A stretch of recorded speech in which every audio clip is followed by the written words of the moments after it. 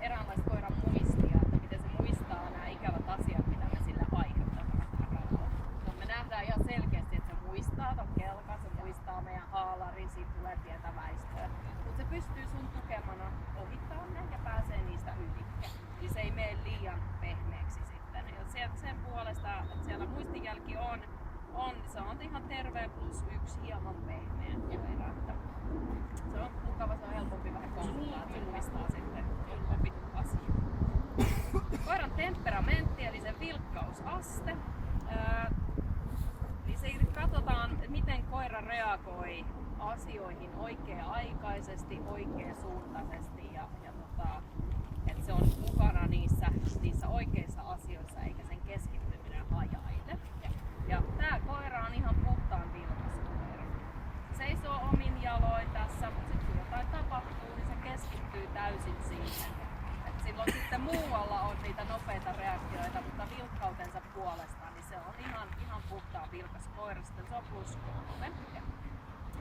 Koiran hermorakenne, eli miten se paineistuu testin edetessä. Ja kyllä me nähdään, että sille kuormaa kertyy, se rupeaa lähettää, että alkaa olla kuuma ja mamma, ja ypin sua vasten apua, täällä on kaikkea jännää.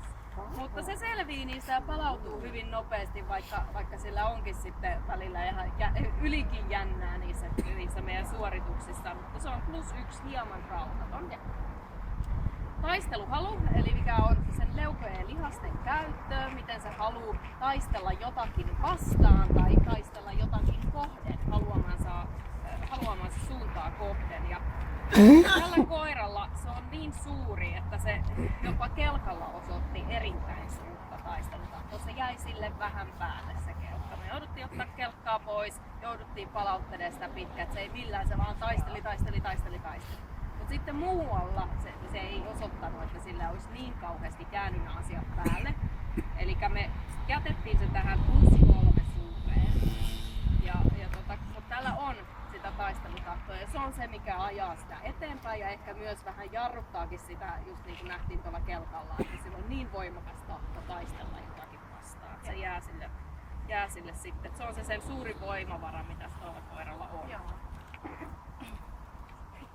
Mutta sen puolesta se palautuukin sit niin nopeasti, kun se pystyy käyttämään sitä taistelutahtoa. Se on hyvä iso moottori, mikä sillä on. Se on harrastuksella.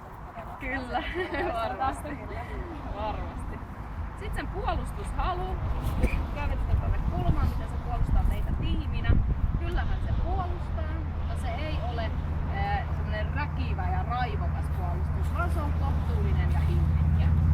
Ihan turvassa pystyt sen kanssa näppikioskilla käymään. Varmasti puolustaa sua, mutta se pysyy sitten hillityn rajoissa. Ja mikä kivointa taas tälläkin koiralla, niin se palautus sen hyökkäyksen jälkeen oli ystävällinen hyökkäys. Sitten tuo terävyyshyökkäys, eli koiran aggressiokynnystä mitataan siinä seinäkokeessa.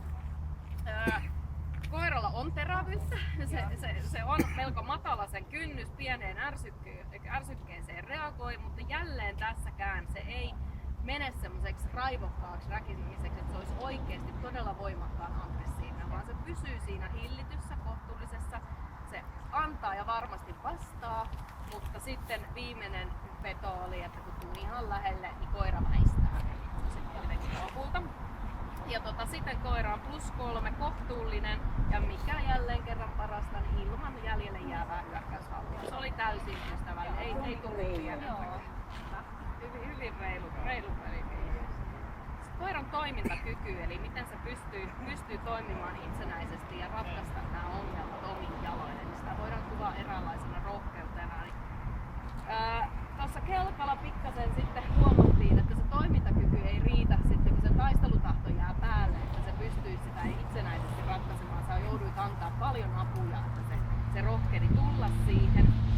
Mutta sitten pimeässä huoneessa ihan kivasti ratkaisi. Jälleen siellä nähtiin, että se ei ole mikään järjen rohkea koira, että se menisi ihan seinien läpi sinne sun luokse vaan se joutui käyttämään ja vähän miettimään, että miten se kulkee ja ratkaisi nämä jutut. Mutta ei siinä mitään, se on kuitenkin +1 kohtuullinen, että säilyy tuolla plussan puolella. Kyllä sillä toimintakyky